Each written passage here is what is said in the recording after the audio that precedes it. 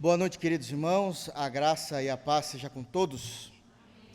Graças a Deus que estamos reunidos em Cristo e quero pedir aos irmãos, sem delongas, que abram suas Bíblias no livro de Esdras, capítulo 7. Nós iremos ler apenas 2 versículos, mas focaremos em um só. Esdras, capítulo 7, nós iremos ler os versos 27 e 28, são os 2 últimos versículos do capítulo 7, e com a graça de Deus nós iremos terminar esse capítulo hoje.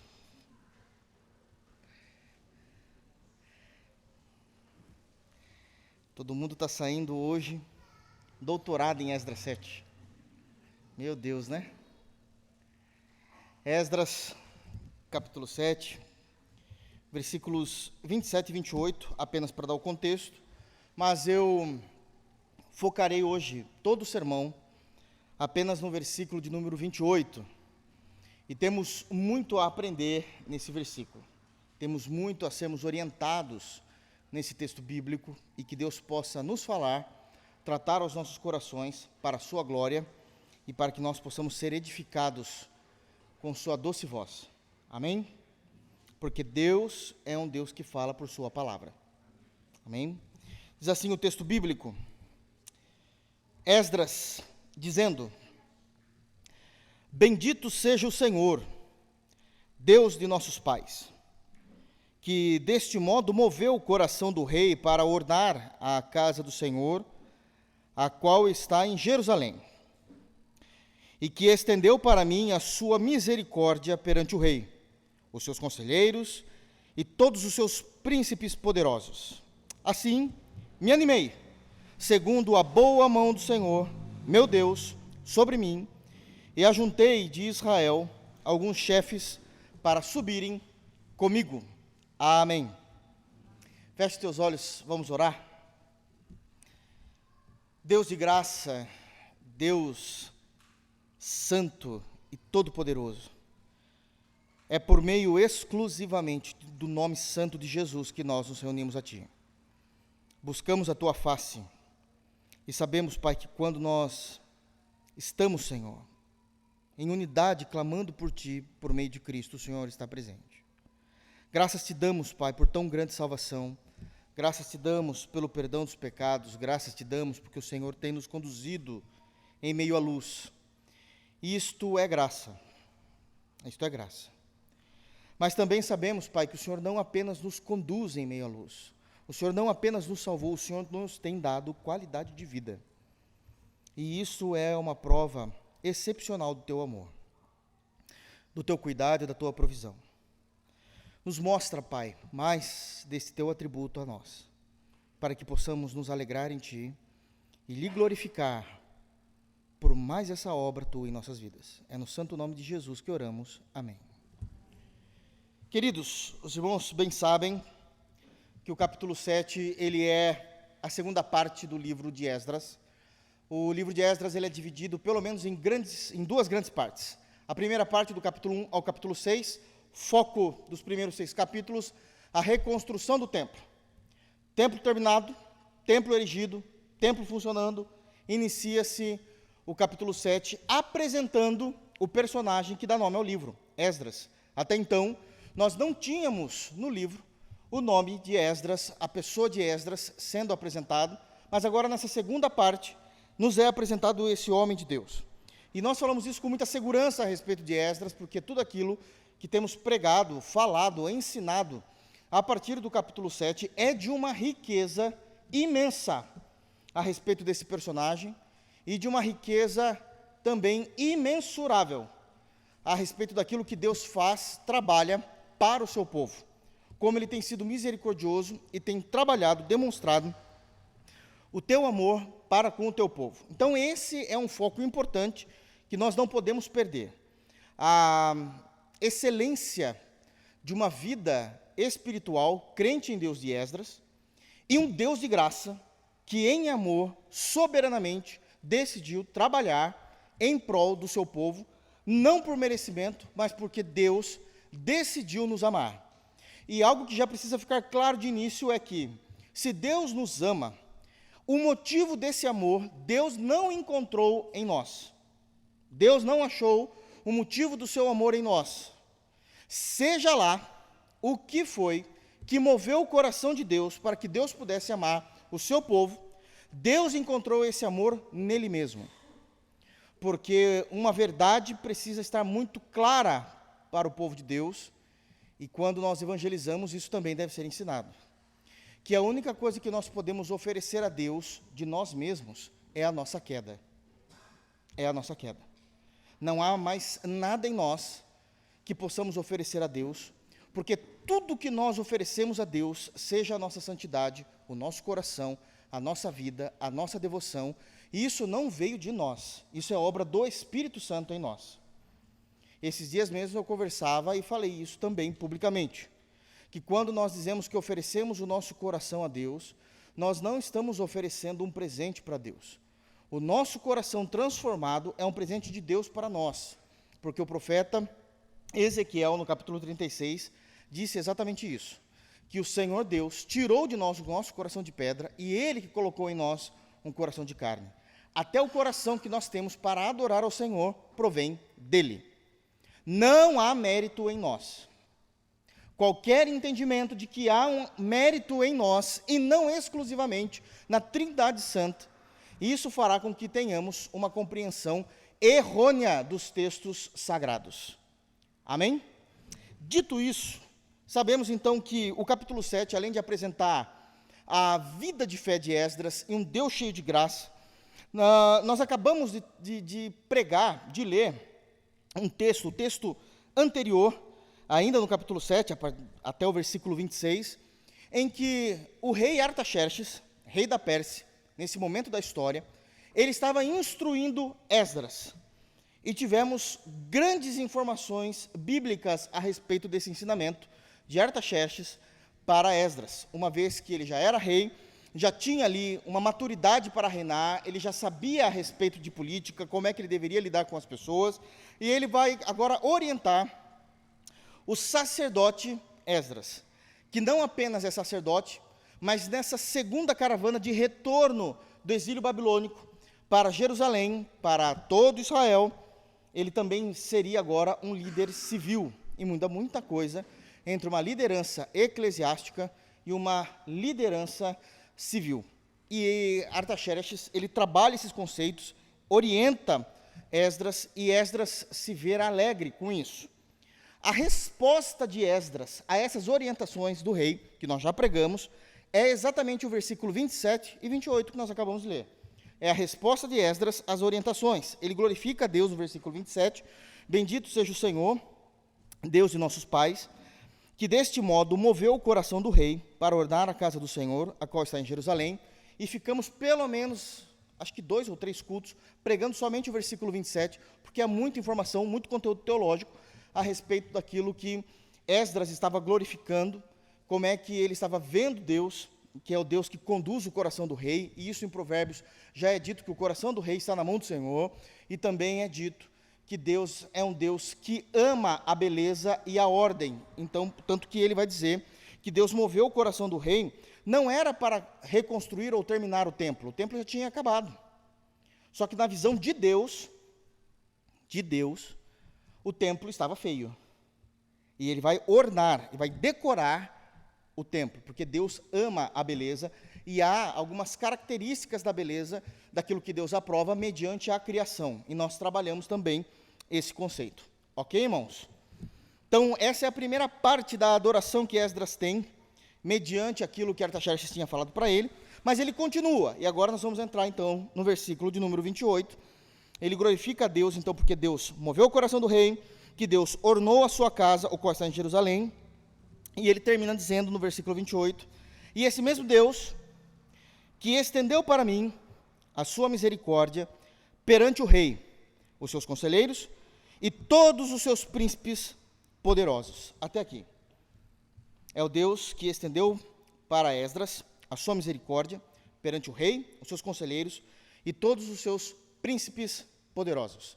E aqui nós já temos de início uma lição importantíssima que Esdras está nos ensinando e nos orientando.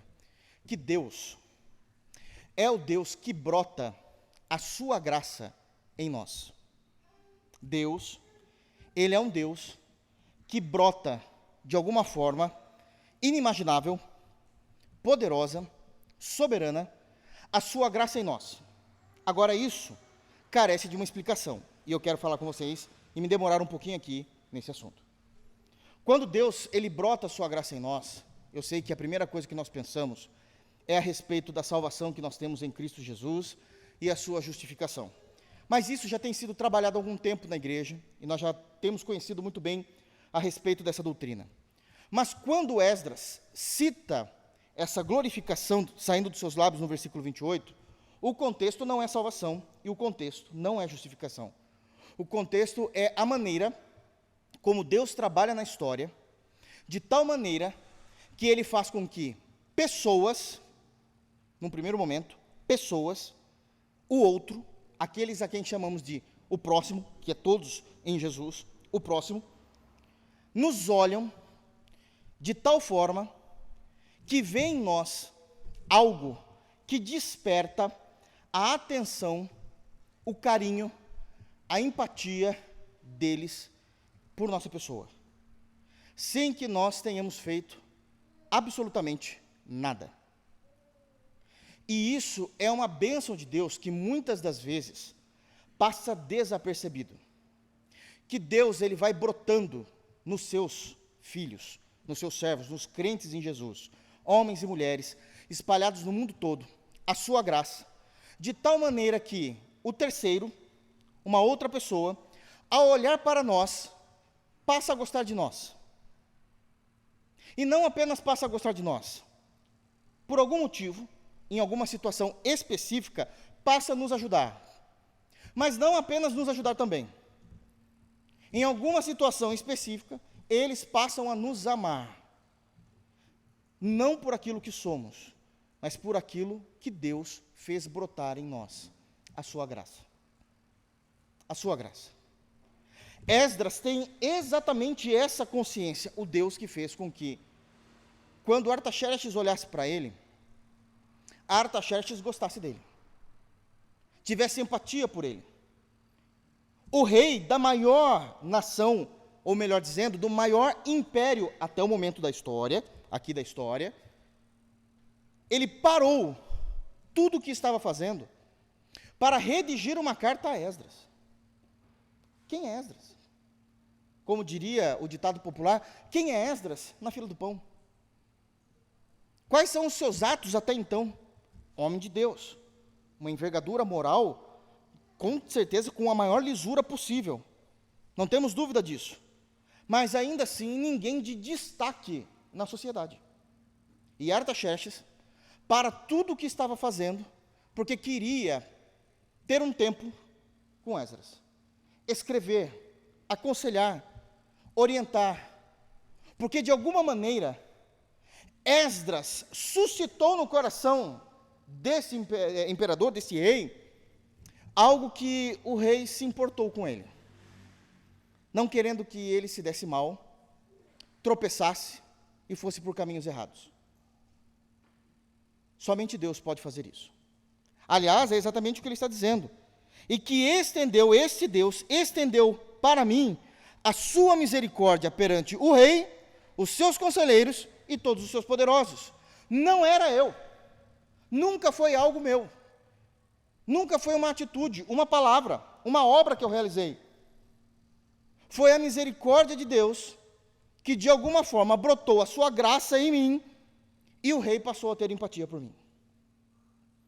Deixa eu falar para os irmãos, isso não é a primeira vez que acontece nas Escrituras.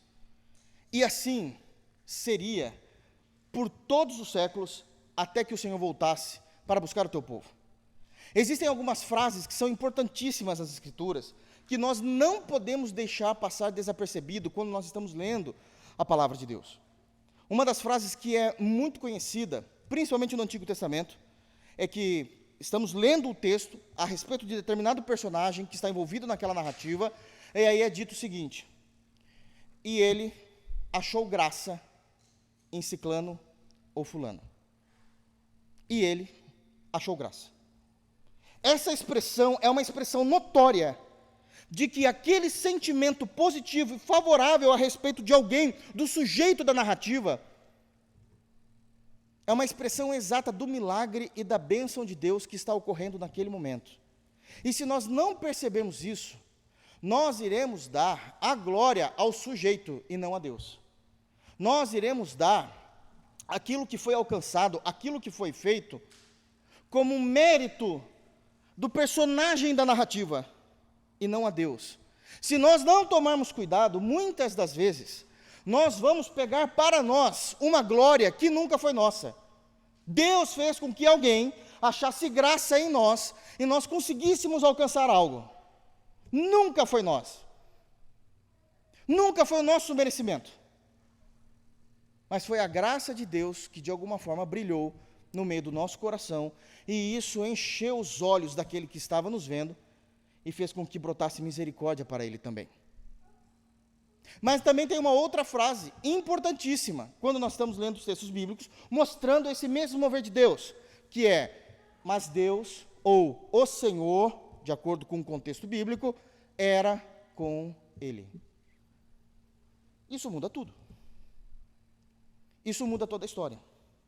Porque significa que aquela narrativa em que o texto bíblico está nos mostrando os feitos, seja históricos, doutrinários ou o que aconteceu, deixou naquele momento em que teve essa expressão, que Deus era com ele, ou que Deus fez com que achasse graça aos seus olhos, de ser uma narrativa natural, um acontecimento diário, do dia a dia. Naquele momento, coloca-se que o dedo de Deus estava presente. São expressões que nós precisamos cuidar com muito carinho, porque é naquele momento em que o autor, inspirado pelo Espírito Santo, ele está glorificando a Deus e dizendo que o que está ocorrendo é um milagre da parte de Deus. E que tudo aquilo que aconteceu através de determinado personagem não era dele. Se não existisse essa expressão, que ele achou graça aos olhos de alguém, ou que Deus era com ele, com certeza o final da história seria outro, porque não é uma história normativa. E não é mesmo.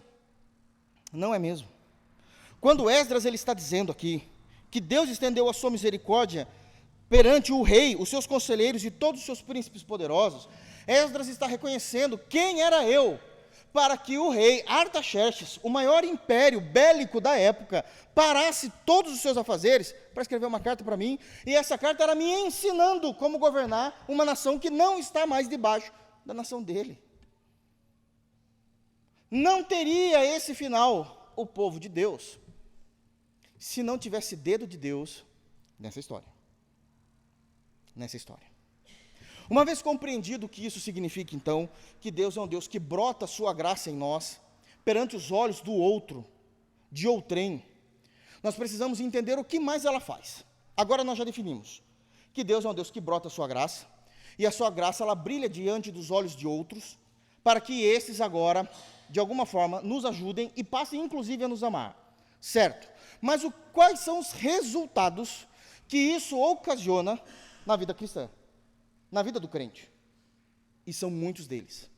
E eu quero mostrar para os irmãos, uma vez que nós estamos em culto de doutrina, algumas informações de textos que muitas das vezes a gente lê, passando desapercebido todo o pano de fundo do que Deus está fazendo e como Ele está conduzindo a história.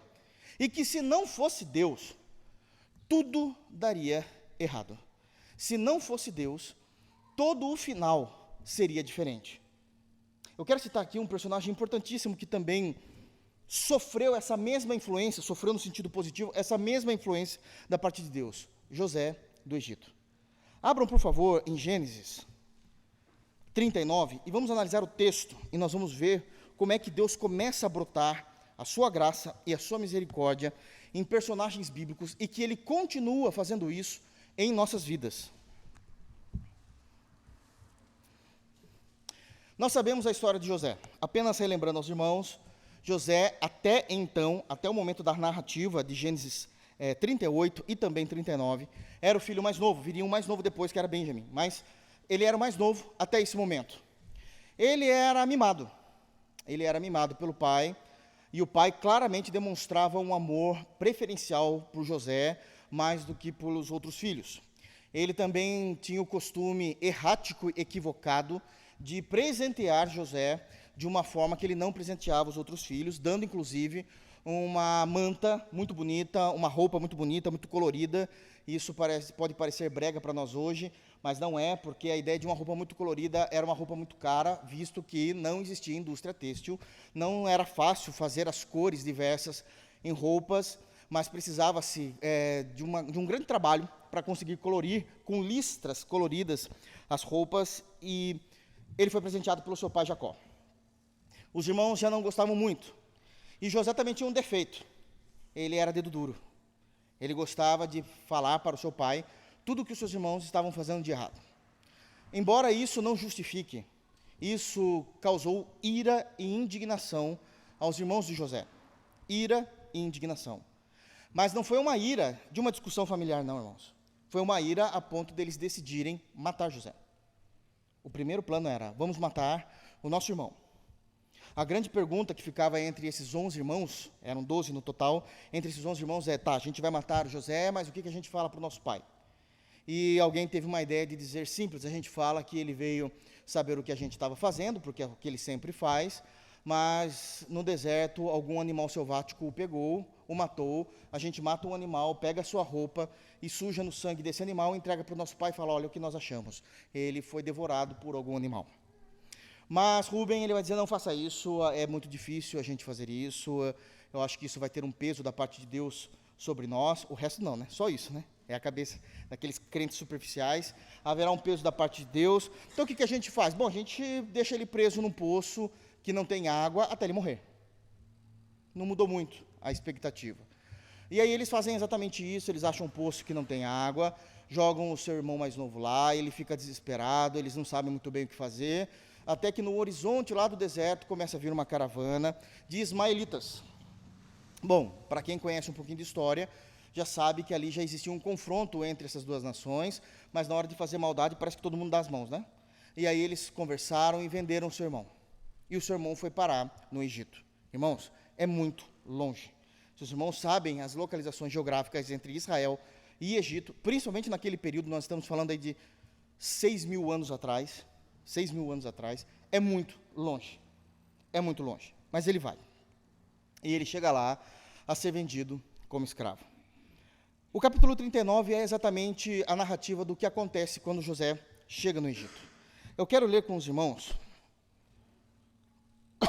o versículo de número 3, mas para que a gente possa ter um entendimento, a gente precisa ler do verso 1 ao 5. Gênesis 39, do 1 ao 5. Olha o que é dito a respeito de José. José foi levado ao Egito, e Potifar, oficial de Faraó, comandante da guarda egípcio, comprou-o dos ismaelitas que o tinham levado para lá. O Senhor era com José. Aqui mudou tudo. Aqui já mudou toda a perspectiva de um crente que está lendo o texto. A gente já passa a ler o texto a partir das lentes da graça de Deus. Da graça de Deus. Porque Deus entrou no meio da história. E Deus era com ele. E isso já deve provocar no crente que lê as Escrituras uma nova compreensão e uma nova expectativa do que vai ser feito. O Senhor era com José, que veio a ser homem próspero e estava na casa de seu senhor egípcio. Vendo Potifar que o Senhor era com ele, e que tudo o que ele fazia o Senhor prosperava em suas mãos, logrou José mercê perante ele, a quem servia. E ele o pôs por mordomo de sua casa e lhe passou às mãos tudo o que tinha. E desde que o fizera mordomo de sua casa e sobre tudo o que tinha, o Senhor abençoou a casa do egípcio por amor de José. A bênção do Senhor estava sobre tudo o que tinha, tanto em casa como no campo. Percebem que essa não é uma história comum e ordinária? Como é que alguém que chega na posição de escravo, num país que não é seu, para ser vendido por míseras moedas, agora ele consegue já iniciar numa posição em que ele não sofreu até então. Ele não sofre. Ele chega de uma forma diferenciada. Nós não sabemos o que aconteceu com os outros escravos. E o motivo da Bíblia não falar o que aconteceu com os outros escravos é que o que aconteceu com os outros escravos era aquilo que era o normativo, o ordinário. Não havia necessidade de se escrever. É o que todos já sabiam, sofrimento. Indigentes, muitas vezes. De fato, trabalhando debaixo do sol, debaixo de chuva, separado de suas famílias, separado de sua nação. Mas não José. Porque existe uma expressão no texto. O Senhor era com ele. E isso muda tudo.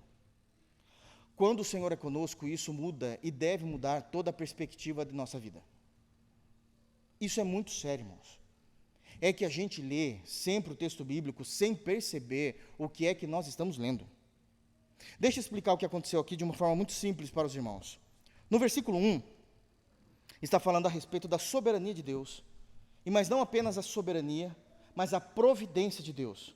A providência é a maneira como Deus, ele determinou a história e manipulou a história para que José fosse vendido especificamente a Potifar, que era um comandante da guarda, porque existe um motivo dele ser o comandante da guarda na vida de José mais para frente, porque é onde ele vai conhecer Faraó. Ele era um egípcio, de fato, comprovando que ele estava fora de sua nação, e que ele foi comprado dos ismaelitas, aquelas pessoas que queriam mal dos judeus. Existia aquela briga desde Sara, e Agar, os ismaelitas, e que eles os tinham levado para lá. Tudo isso é providência. Tudo isso é providência. Era Deus o tempo todo decidindo o futuro de alguém que ele amava. Decidindo. Ele não vai ser vendido no mercado de escravos para qualquer pessoa. Ele vai ser vendido e comprado por Potifar, alguém importante que tem acesso a Faraó, porque eu sei o que eu quero fazer com José. E a gente já sabe. José vai se tornar, abaixo de Faraó, o homem mais poderoso do Egito. E é por causa de José que você, que eu, cremos em Jesus.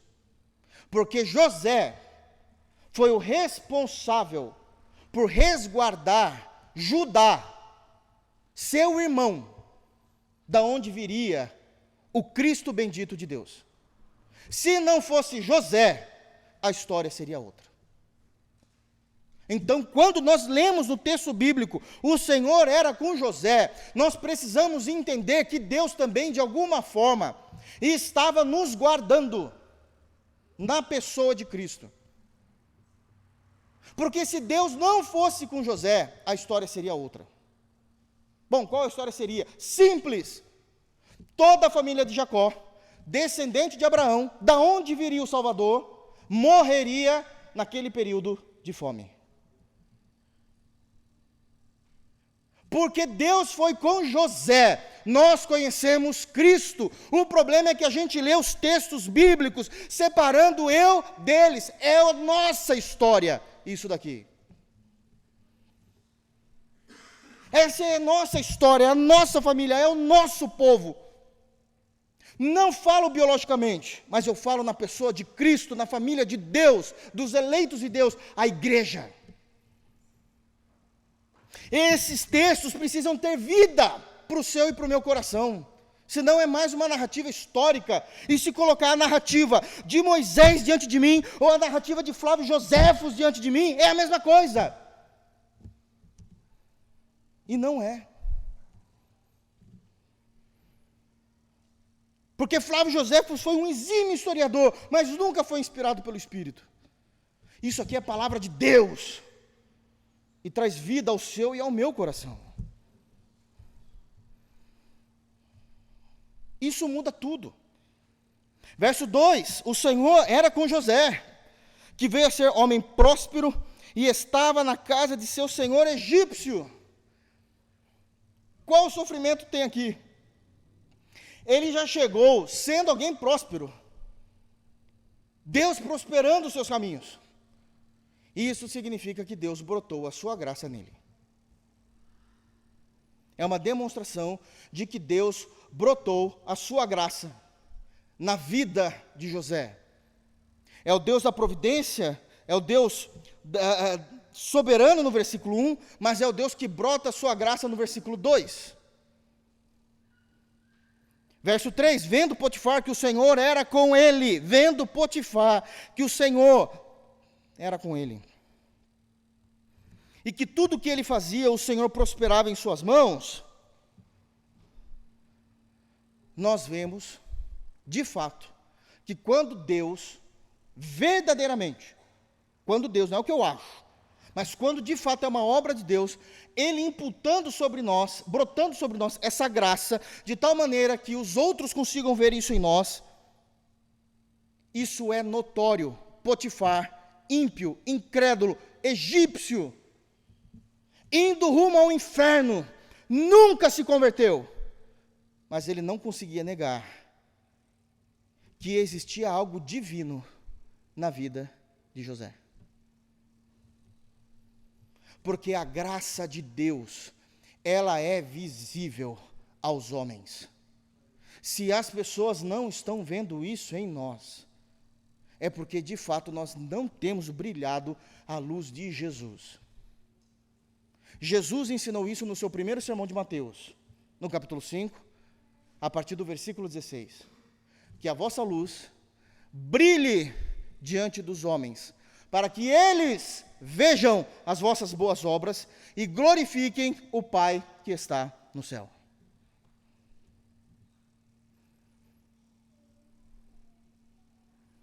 Ele viu, ele percebeu. Bom, e qual é o resultado então disso? Da providência, da graça brotada no verso 2 e do reconhecimento no verso 3. A bênção de Deus, versos 4 e 5. Logrou José, concluiu, então, José, mercê, ali servindo ele, perante ele, a quem servia. E ele o pôs por mordomo de sua casa, e lhe passou às mãos tudo o que tinha. Deixa eu falar uma coisa aqui que é importantíssima. Hoje nós sabemos, por ocasião do Espírito Santo ter deixado esse texto a nós, que José foi o governador de todo o Egito. Em outras palavras, Faraó tirava férias, José trabalhava. Era exatamente isso que acontecia. Ele se tornou o governador. Todos obedeciam José. Mas antes de José, e me permita a expressão moderna para que todo mundo entenda, antes de José se tornar CEO do Egito, ele foi chefe em uma única casa.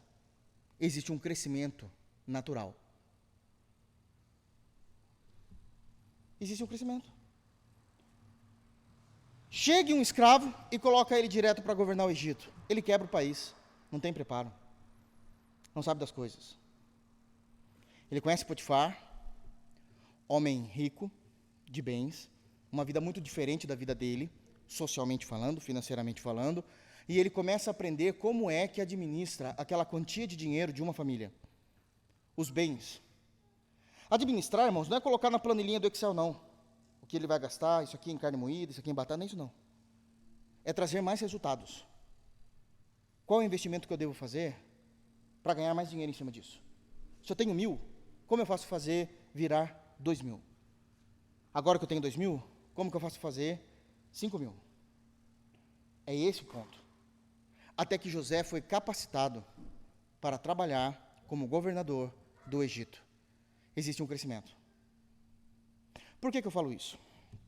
Eu sei que quando a gente fala de governo humano, há falhas e muitas falhas em todas as áreas. Não estou nem falando de política. Mas governo humano, principalmente empresas. E geralmente os funcionários gostam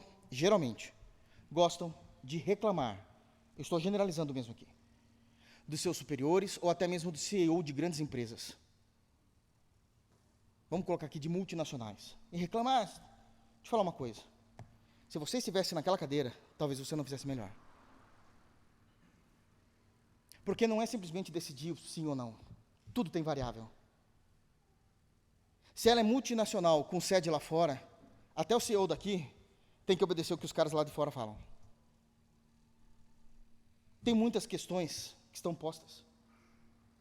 Quando você, em Cristo, chegar lá, você vai ver que é muito mais complexo do que decidir o que você vai comer na hora do teu almoço. É muito mais complexo.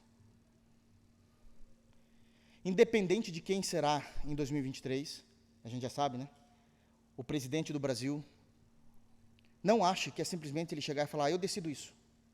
Não, não é bem assim. Tem um monte de gente que precisa assinar para ele também. Tem um monte de gente. É por isso que eles precisam fazer alianças, fazer conchavos. Muitas vezes, eu sei que são corruptos. Mas não é tão simples de chegar e falar assim, eu decido. Não, não é assim não. Não é assim no município, imagina na federação. Imagina como era no império. Isso é muito sério, irmãos. Porque nós temos a tendência de querer criticar, e às vezes a gente critica porque a gente tem um objetivo em mente, mas as pessoas que estão na liderança têm outro, acreditem. Nem sempre, por mais correto que seja o seu objetivo, nem sempre é o mesmo deles. Eles têm outras coisas para pensar. Geralmente eles não pensam em nós. E não são pagos para pensar em nós. Eu não estou defendendo, estou dizendo a realidade. Se isso é certo ou errado, é um outro assunto. Só estou dizendo como funciona o mundo, para que o crente não fique numa bolha inocente, achando que é assim que funciona, ele fez errado. Não, tem um monte de coisa do porquê ele errou. E tem um monte de fatores do porquê ele acertou. Começando pela visão do negócio. A minha visão do negócio é essa, não importa qual você tem. Você é pago para fazer isso, eu sou pago para fazer isso. É assim que funciona.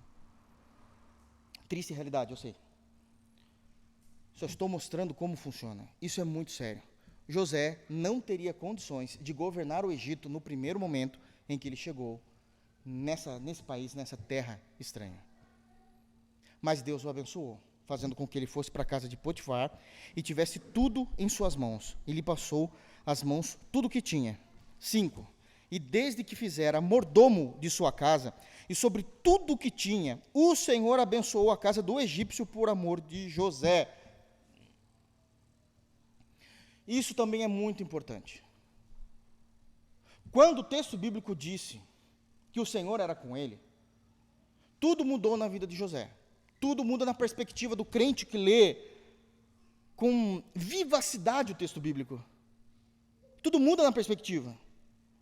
Mas uma das coisas que o texto está dizendo também é que Deus abençoou pessoas próximas aos crentes. Deus abençoou o egípcio por causa do amor que ele tinha por José. Porque a graça de Deus era com ele. Pessoas são abençoadas porque nós estamos do lado delas. Não que isso vem de nós. Isso é Deus que brotou em nós. Isso que brotou em nós.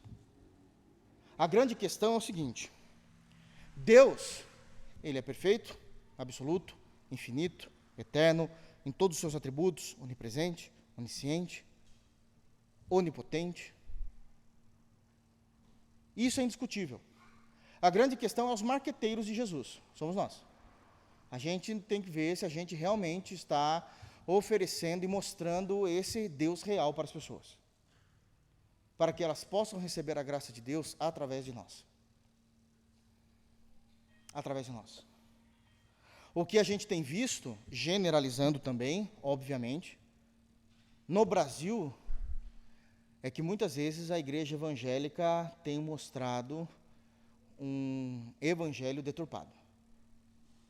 E aí ninguém leva a sério mesmo. Mas José levou. E Potifar foi abençoado por causa dele. Potifar foi abençoado por causa dele. A bênção do Senhor estava sobre tudo, final do verso 5, tudo o que tinha, tanto em casa como no campo, tanto em sua residência, naquilo que era para ele, como nos seus negócios. Por causa de José. Isso aqui está mostrando a diferença em nossas vidas, quando Deus decide brotar a sua graça em nós, para que nós venhamos achar graça aos olhos do outro. Isso é o que Deus faz em nós, irmãos. Isso é o que Deus faz em nós. Deus estava fazendo isso em Esdras, e fez com que Artaxerxes tivesse misericórdia de Esdras. Isso muda. Mas não apenas isso, nós temos Davi. Vamos abrir, por favor, em 1 Samuel. 1 Samuel, por gentileza. Bom, em 1 Samuel capítulo 18, nós vamos ter também esse mesmo direcionamento da parte de Deus. E aí a gente vai perceber que se Deus não fosse com Davi, a história seria outra. Qual era a história de José? Ele iria morrer. Ele iria morrer de tanto trabalhar, sua família não seria salva e o Cristo não viria. Mas a mesma coisa também aconteceu com Davi. Davi, ele era o mais novo entre os irmãos, e o texto também diz que não apenas novo, como o mais magrinho, o mais fraquinho, dentre todos os seus outros irmãos. Os seus 3 primeiros irmãos, nesse contexto do capítulo 17, capítulo 18, eles estavam indo à guerra contra os filisteus, então eram judeus contra os filisteus, e no capítulo 17, é contado a narrativa de Golias, que estava por 40 dias satirizando, zombando o povo de Deus, dizendo, olha, destaque um soldado de vocês para que lute comigo, a gente não precisa fazer uma guerra, é só lutar comigo e me vencer. Se algum dos seus soldados me vencer, nós, filisteus, iremos nos dobrar a ti. Mas se vocês, ou o seu soldado, perder, vocês irão nos servir. E a Bíblia diz que todos estavam com muito medo. Todos estavam com muito medo. Somente Davi que não. Bom, Davi não chegou para guerrear, ele foi lá levar comida para os irmãos, na guerra. Ele foi lá levar comida, e aí ele viu o povo com medo, e ele viu aquele homem, ele tinha 6 côvados de altura, um côvado é 45 centímetros, 6 côvados mais um palmo, 3 metros de altura. Então ele tinha 3 metros de altura. Golias, 3 metros, o gigante, zombando, e isso por 40 dias. Davi se lembrou da promessa. Isso é importante. É fazer uso da promessa. Que Deus guardaria o seu povo. E que nada venceria o seu povo. E ele vai ficar muito bravo. Davi vai ficar bravo. Vocês não vão fazer nada? Como é que a gente vai vencer um homem desse? Bom, Deus falou que vai vencer. Não, mas como é que a gente vai vencer? Não importa, Deus falou que vai vencer. Se Deus falou, de alguma forma, a gente vai vencer. Só que Davi, ele também era curioso. E ele viu os homens conversando, falando o que Saul tinha oferecido. Ele falou, opa, agora me interessa. O que está acontecendo aqui? O que Saul está falando para vocês aí, soldados? Olha, Saul mandou avisar que quem vencer o Golias, ele vai dar muitas riquezas, vai dar a sua filha em casamento, e vai livrar não somente o vencedor, como toda a sua família dos tributos até a morte. Olha que beleza. Rico, casar com uma moça bonita, e ainda não vai pagar imposto nunca mais de nada. De nada. Davi falou, eu quero. Ué, para quem está cuidando de ovelha no campo, o que eu tenho a perder? Eu quero. E aí ele foi até Saul falou, não dá, você é um moço, você é magrinho, você não tem... Não, eu consigo. Bom, Saul está desesperado, vai, se não está ninguém, vai você mesmo, vai que você anima os outros a irem, né? E coloca a armadura e fala, não dá em mim, essa armadura é muito grande, eu não sei andar com isso não, eu vou do meu jeito. E Davi vai lá e pega 5 pedras e joga na fundo, mas não precisou de 5. Na primeira, ele vai de frente com Golias, obviamente que tira sarro, falando, sério? Como que eu vou brigar com você? Não alcanço você é muito baixo, né? Não dá para brigar com você. E outra, você está vindo com um pau, eu sou um cachorro. Ele fala isso no texto. Por acaso eu sou um cachorro para você vir comigo com um pedaço de pau? Usa uma espada, rapaz. Fala, não preciso nem do pau. Eu só estou andando aqui para me segurar mesmo no negócio que ele é meio raquítico, né?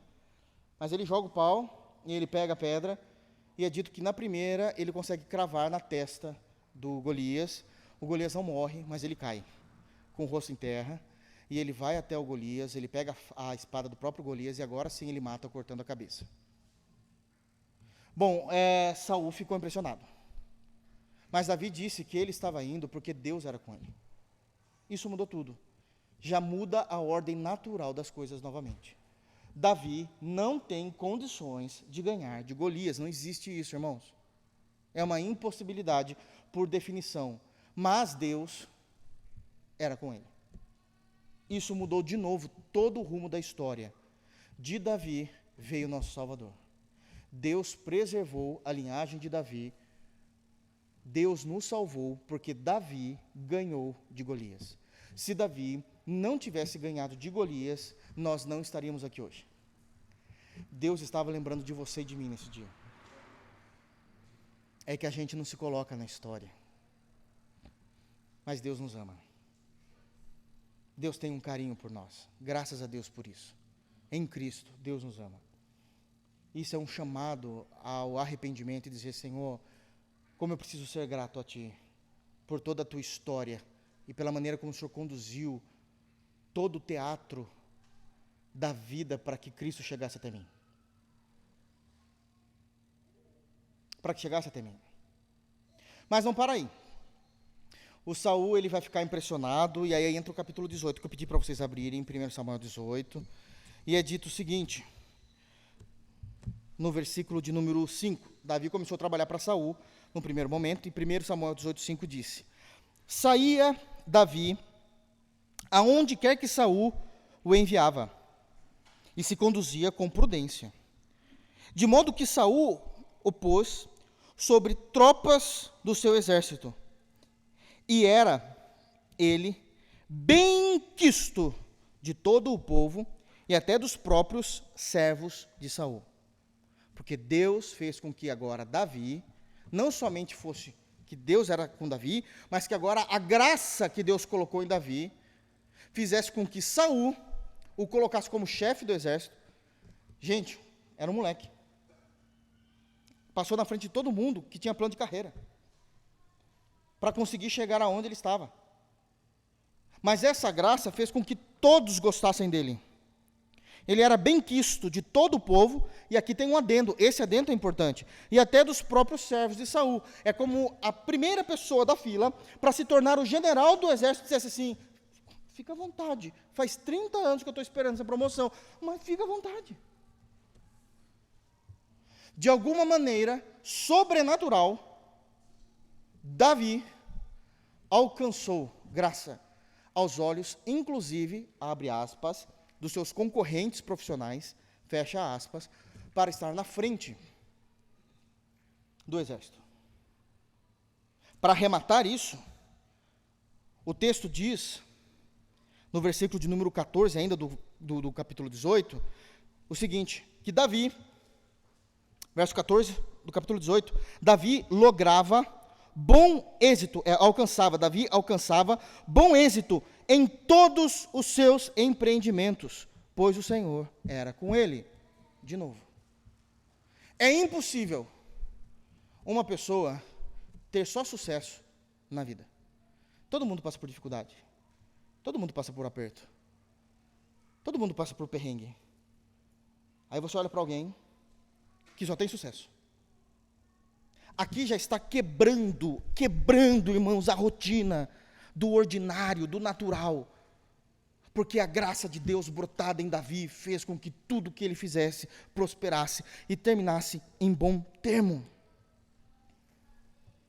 Porque Deus era com ele. Essas expressões são importantíssimas. É exatamente o que Esdras, ele está trazendo para nós. Deus usou de misericórdia para que a Artaxerxes me enxergasse e eu pudesse levar o povo em paz de volta depois do exílio. Andando algumas páginas, agora em 2 Samuel, tem mais pontos aqui. Aqui ele era um soldado, general. Muitas águas vão passar por debaixo da ponte.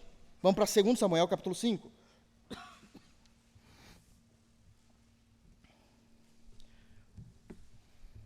Segundo Samuel, capítulo 5. Nessa altura, Davi já era rei. Saul já era morto. E existe uma informação importantíssima. 2 Samuel 5, versos 9 e 10. É dito: assim habitou Davi na fortaleza. Tudo tem um porquê, está escrito aqui. Assim habitou Davi na fortaleza. Ele chamou a cidade de Davi. Foi edificando em redor, desde Milo e para dentro. Ia Davi crescendo em poder cada vez mais, porque o Senhor, Deus dos exércitos, era com ele. Novamente, um aspecto que nós não podemos mais ler o texto de forma normativa, mas ler o texto de forma sobrenatural. O que o texto está dizendo? Que não apenas Deus já abençoava em todos os seus empreendimentos no passado, mas que agora como rei, a bênção de Deus, por causa da graça de Deus ser com ele, trouxe pelo menos 3 bênçãos importantíssimas na vida de Davi. Importantíssimas na vida de Davi. Primeiro, quando nós lemos o texto, deu a ele visibilidade. Deu a ele visibilidade. A ideia de dizer no versículo 10 que Davi ia crescendo, que ele foi edificando ao redor. É dito que também no versículo 9, que o lugar em que ele passou a morar, passou a ser chamado, sinônimo agora, né, ainda que Israel, Jerusalém, mas agora, nós chamamos de Jerusalém, porque nós não temos intimidade, mas e para os judeus? A cidade de Davi. A cidade de Davi. Cidade de Davi, Jerusalém, cidade de Davi, visibilidade. Deus deu a ele poder.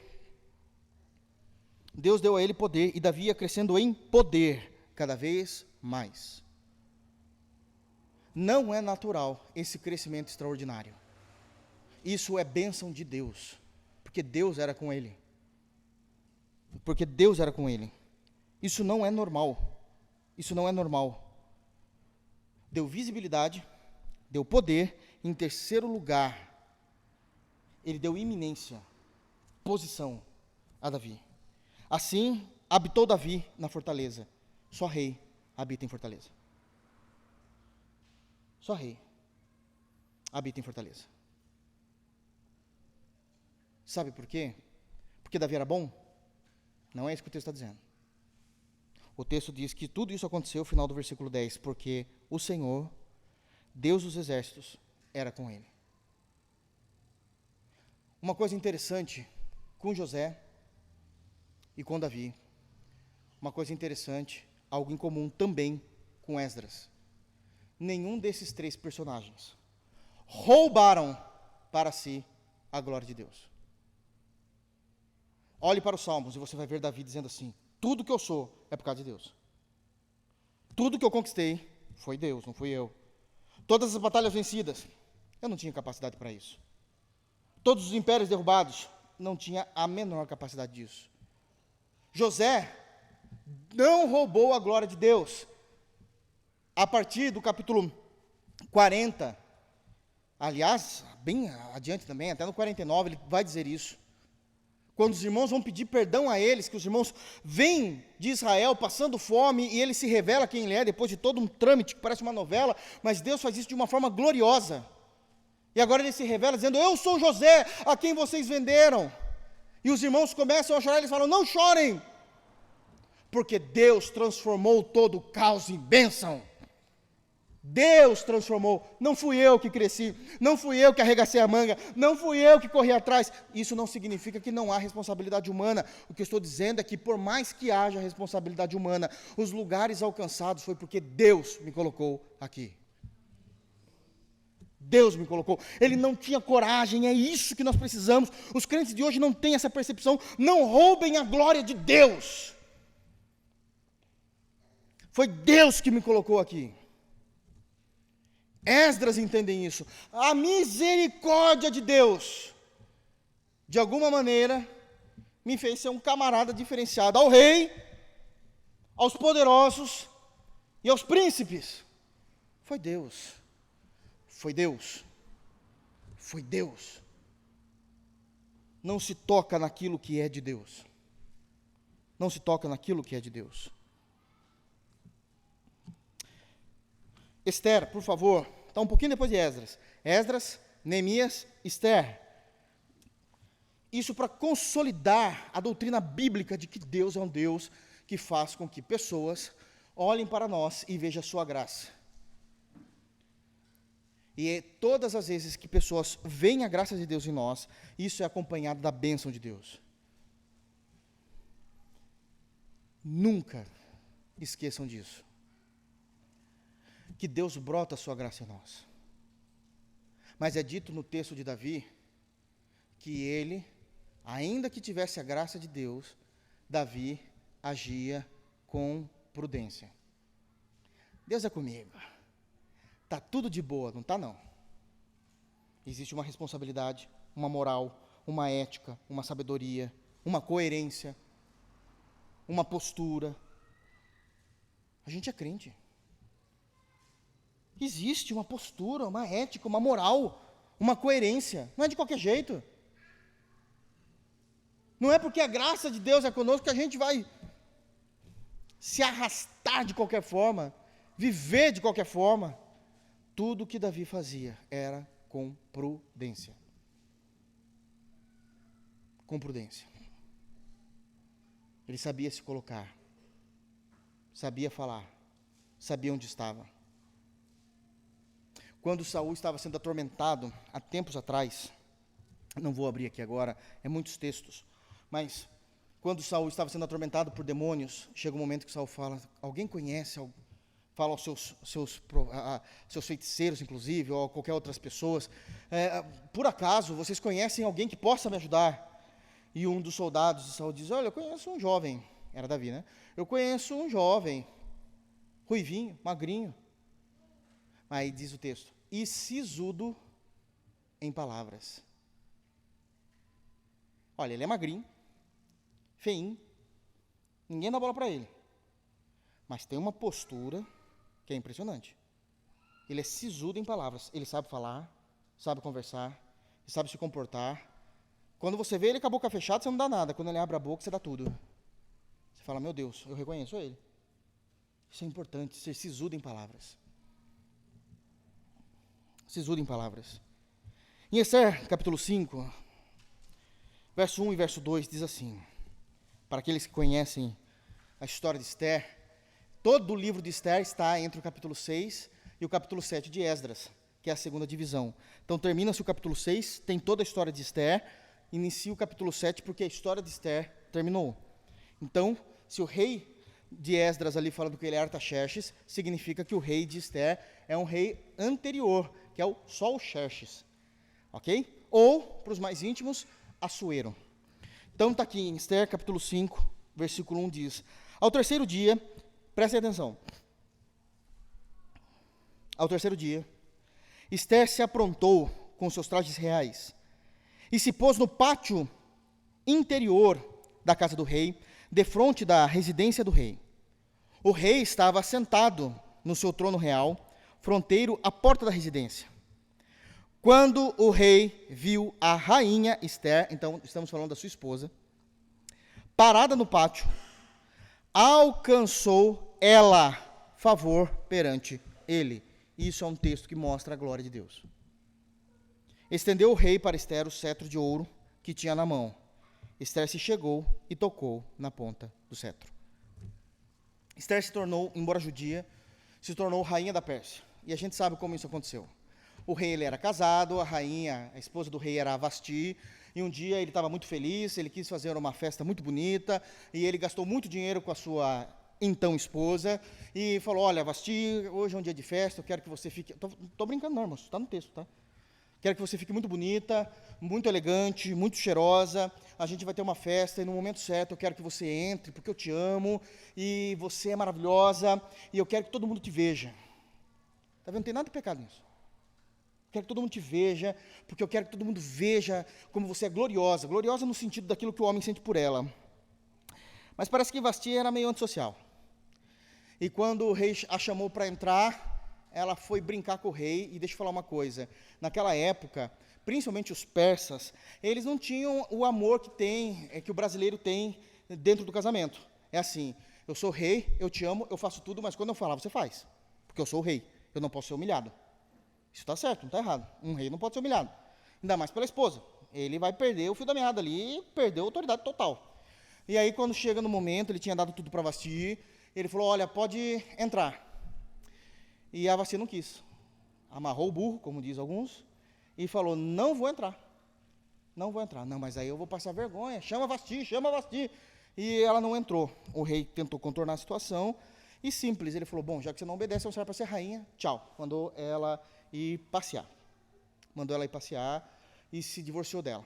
E aí o rei persa, lembre-se, estou falando de um persa, não estamos falando de crentes aqui, estamos falando de ímpios. Ele eu não estou brincando, irmãos, ele deu uma de Silvio Santos. Tudo em nome do amor. Existia um programa muito antigo chamado assim, na década de 90. Acho que os irmãos se lembram. E ele falou o seguinte, eu quero uma nova esposa. E eu vou escolher essa nova esposa depois de 1 ano de programa de beleza, de banhos de sais, de formosura. Eu quero que todas as moças interessadas, eu não estou brincando, está no texto, vocês estão dando risada, mas isso é verdade. Todas as moças que querem se casar comigo, só não mandava carta na época, né? Mas se inscreva no programa, diante de Deus, vocês estão dando risada, vocês nunca leram Esther, irmãos. Está lá no capítulo 2, todas as moças de todo o meu reino, de todos os lugares, eram mais ou menos 127 províncias. Pode se inscrever, não tem problema nenhum, tem lugar para todas. Eu vou escolher uma só, mas eu não vou escolher agora. Eu quero que vocês abram mão de tudo que vocês estão fazendo, vai ser tudo pago por mim. Vocês vão ter tratamento de beleza, e depois de 1 ano, 12 meses, vai ser o dia em que vocês vão estar diante de mim, para que eu possa conversar e escolher vocês. Bom, vocês imaginam o furdúncio, né? Todo mundo foi, inclusive Esther, que não queria ir, mas o tio dela, Mordecai, falou assim, vai, tio, ou algumas traduções falam primo, possivelmente era o primo mesmo. Então, vai lá, qual o problema? Você pode fazer. E ela foi. Ela teve 12 meses de tratamento, de embelezamento, ficou muito bonita, e obviamente que Deus tinha já dado graça a ela também, o que deixava mais formosa ainda. E depois de 12 meses, cada moça escolheu também um presentinho, um mimo, para levar para o rei, porque o rei é mimado. Então, tinha que levar um mimo para o rei. E Esther falou assim, eu não vou levar nada, só a minha beleza, isso é se garantir, né? Só a minha beleza, basta. Eu não estou brincando. E ela foi. E quem que é que o rei gostou? Você já sabe, né? Esther, porque Deus era com ela. Mas ela era esposa, e ela descobre que o braço direito do rei, Amã, tentou matá-lo. Esse plano é descoberto, e os homens que estavam trabalhando com Amã foram mortos, mas Amã se livrou porque o rei não sabia. E o rei, gostando muito de Amã, falou o seguinte, a partir de hoje, Amã, você também será o segundo abaixo de mim. Só tem eu, você é o segundo. A mesma coisa que o faraó lá no Egito fez com José, o rei fez com Amã. Você vai mandar em tudo. Só que lá eles eram idólatras, e todo mundo precisa te adorar. Bom, Mardoqueu não se dobrou diante de Amã para adorar. E Amã ficou muito bravo e decidiu matar todos os judeus. Essa é a nossa história. Eu vou matar todos os judeus. Amã tinha carta branca, foi conversar com Assuero ou com Xerxes, e Xerxes falou, ok, pode matar. Pode matar. Bom, o primo Mordecai, ele vai avisar isso para Esther, e Esther vai conversar com seu esposo. Mas assuntos políticos tinham que ser só quando o rei quisesse. Quando o rei estava sentado nesse pátio do capítulo 5, ninguém podia passar naquele pátio. Era o momento de descanso dele. Era o momento em que ele estava decidindo alguma coisa por ele mesmo. Se alguém passasse, a lei persa era, morre. E morre mesmo. A não ser que por alguma bondade do coração do rei, ele levantasse e esticasse o seu cetro. E ela foi com a cara e com a coragem, não foi como esposa, ela foi como alguém do reino. E ela passou. E diz no versículo 2, alcançou ela favor perante ele. Deus despertou isso no coração de Assuero. E ela vai lá e encosta, toca no cetro, na ponta do cetro. E no versículo 3 do capítulo 5 diz, então lhe disse o rei, o que é que tens, rainha Esther? Ou qual é a tua petição? Até metade do reino se te dará. E ela diz, eu quero jantar com você.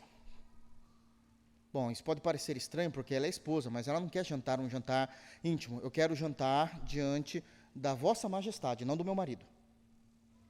Ele fala, mas isso tudo bem, a gente janta. Então, mas eu também quero que a mãe esteja no jantar, imagina, né? E aí eles vão jantar, ela já dá umas indiretas, o Amã fica nervoso, ela fala assim, você falou que você queria me dar tudo, até metade do reino. Eu não quero metade do reino, não, eu só quero mais um jantar. Hoje eu jantei com você com Amã, eu quero um outro para amanhã. E ele também eu quero que seja presente. Ele fala, tá bom, não entendo, mas se você quer jantar com a minha majestade, ok. E quando eles vão jantar, ela revela. Foi Amã que tentou te matar. E Amã agora está tentando matar todo o meu povo. eu sou judia. Se você matar todo o meu povo, eu morro também, porque eu também sou judia. Você tem que ser honesto, se for matar todos os judeus, me mate também. E o rei se acende em ira, Amã começa a chorar, ajoelhado aos pés de Ester, e agora Assuero manda enforcar Amã na forca que ele tinha feito de 50 côvados de altura para o tio dela. Ele já estava armando tudo, ia matar todo mundo mesmo, e morreu na mesma forca. Por causa disso, todos os judeus foram poupados. A raça inteira de judeus era para não existir. Mas Deus foi com Ester, e o rei levantou o cetro. E por isso estamos aqui. Porque Jesus veio dessa geração. Percebem a seriedade? O que eu quero falar aos irmãos? Tem tanta coisa, mas voltando para Esdras agora, é que Deus, Ele tem prazer em cumprir a sua palavra em nós. Nós sabemos da seriedade de quem é Deus, nós sabemos que Deus é um Deus de amor, mas também sabemos que Deus é um Deus de justiça. Sabemos que Deus um dia virá e julgará todos os povos, vivos e mortos estarão diante dele. Tudo isso é verdade, mas que não se apague dos nossos olhos que Deus tem prazer em cumprir a sua palavra no meio do seu povo. E que Deus, Ele ama fazer com que a graça dEle brote em nossos corações de tal maneira que os de fora, que os de dentro ou o próximo veja algo em nós de tal maneira que nós possamos ser abençoados por eles, amados por eles, porque a graça de Deus brota de nossos corações. Todo cristão precisa ter uma história dessa para contar. De alguma maneira que eu não sei, alguém gostou de mim, alguém me deu uma oportunidade, alguém fez algo por mim, sendo que eu nunca tinha feito nada por ele. Nunca houve um vínculo íntimo, não existiu um motivo, mas Deus, agora você pode dizer, fez com que a graça dele estivesse em mim, e estas pessoas se agradassem a olhar por mim, porque Deus era comigo, porque Deus é comigo, e com isso nós honramos ao Senhor, e jamais tocamos na sua glória. O que é de Deus, é de Deus. Foi Ele quem fez, foi Ele que cumpriu, foi Ele que realizou. Porque alguém viu a graça de Deus em mim, ou porque Deus é comigo, por causa da sua graça, por causa do seu amor. Coisas aconteceram ao meu favor, que só pode ser milagre de Deus. Só pode ser milagre de Deus. Que Deus nos abençoe, irmãos. Termina o texto do versículo 28, lá de Esdras, dizendo: assim, me animei segundo a boa mão do Senhor, meu Deus, sobre mim. E ajuntei de Israel alguns chefes para subirem comigo. Assim, me animei segundo a boa mão do Senhor, meu Deus, sobre mim. Eu termino dizendo que o ânimo é o agente motivador do ser. Se nós não tivermos ânimo, tudo cai por terra. Saber quem nós somos em Cristo, saber que a graça de Deus brota em nós, isso precisa nos trazer ânimo, mesmo em meias dificuldades. E eu sei do que eu estou falando. Mesmo em meias dificuldades. Isso precisa. Porque a boa mão do Senhor é sobre o seu povo. E nós precisamos começar a discernir e a ver essa boa mão de Deus sobre nós. Às vezes a gente passa o nosso dia tão ocupado, ou então de uma forma que a gente despreza e a gente dá migalhas a Deus, que nós não conseguimos perceber que a mão de Deus estava sobre nós. E isso nos motivou, porque o ânimo é o agente motivador do ser. Cuidado com aquilo que pode te tirar o ânimo. Duas coisas simples. Primeiro, uma palavra negativa pode destruir todo o seu ânimo. Se você não souber lidar com palavras negativas, é difícil. É difícil. Em 1 Reis, capítulo 18, é dito que Elias, o grande profeta, ele envergonhou 450 profetas de Baal. E não apenas isso. Ele envergonhou e humilhou, satirizando, porque ele sabia que Baal, que não existe, não iria respondê-los. E no final do capítulo, ele manda matar os 450 falsos profetas, degolados. Entra o capítulo 19. Acás, um frouxo, vai contar para sua esposa o que está acontecendo, porque não sabe decidir as coisas sozinho. Jezabel. E Jezabel manda um recado para Elias, dizendo: olha, amanhã, nesse mesmo horário, aconteça com você o que você fez com os meus profetas. Um homem que tinha vencido 450 profetas de Baal, ficou com medo de Jezabel. Foi se esconder numa caverna. Entrou em depressão. Deus foi resolver o problema com ele. O que você está fazendo aí, Elias? Ele fala: me mata, Senhor. Tira a minha alma, pois já não aguento mais. Cuidado com palavras negativas. Provérbios 24, 10. Se no dia da angústia te mostrares frouxo, fraca será a tua força. Então, aonde que eu consigo manter a minha força e meu ânimo? Na palavra de Deus. E eu quero terminar lendo com os irmãos 3 versículos do Salmo 119. E eu termino. Salmos 119. A palavra de Deus nos traz ânimo e o remédio para nossas almas. Salmos 119, primeiro, versículo 141.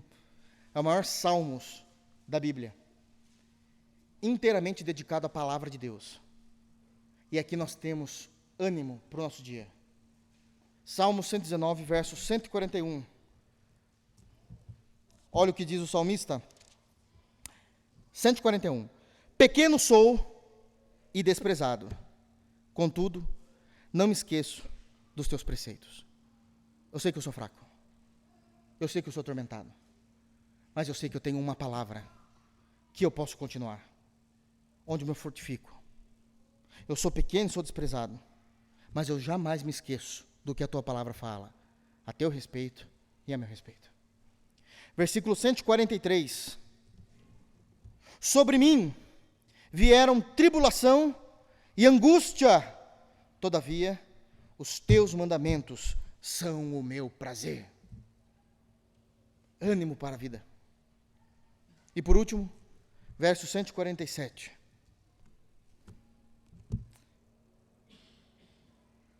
Isso é maravilhoso porque ele mostra que quando nós estamos derrubados, a gente não deve ficar horas e horas no escuro do nosso quarto dormindo. 147. Antecipo-me ao alvorecer do dia e clamo, na tua palavra espero confiante. É isso que Esdras sentiu. Ele soube que Deus fez por ele, que a graça de Deus era com ele, que Deus era com ele, que ele iria retornar, e por mais pequeno que ele fosse, palavras negativas ele pudesse ouvir, ele se assegurava em seu ânimo. E isso me deu ânimo. A mão do meu Deus sobre mim, a sua palavra sobre mim. Que Deus nos abençoe em Cristo Jesus. Vamos ficar de pé, vamos orar?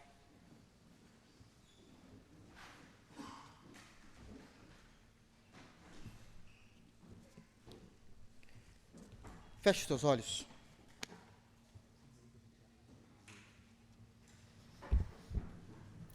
Oremos, irmãos. Pai,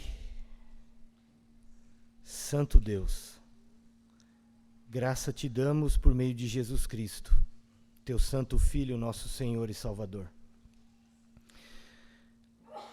Porque nós estamos aqui tendo a oportunidade de ouvirmos a tua santa e bendita palavra, as Escrituras Sagradas. Senhor, obrigado por estender tua misericórdia sobre nós, e nós te clamamos. pelo poder do teu Espírito e da tua graça, faze-nos brilharmos como luzeiros neste mundo de trevas, para que a luz que há em nós, que não é nossa, mas é a luz de teu Filho Jesus, brilhe de maneira com que nós possamos alcançar graça aos olhos dos homens, por causa do teu amor e da tua graça sobre nós. Leva-nos em paz para a nossa casa, livra-nos do mal, livra-nos de pecarmos contra ti e contra o nosso próximo. Nos dê uma noite de paz e descanso, restaura o nosso físico, faça-nos dormir crendo, e se for da tua vontade que nós acordemos amanhã, nos acorde crendo. Preserva a nossa fé no Senhor Jesus. Obrigado por tudo, em nome do Senhor Jesus. Amém. Que a graça do Senhor Jesus Cristo, o amor de Deus Pai, a comunhão do Espírito Santo esteja sobre todos nós, hoje e sempre. Amém. Graça e paz, irmão.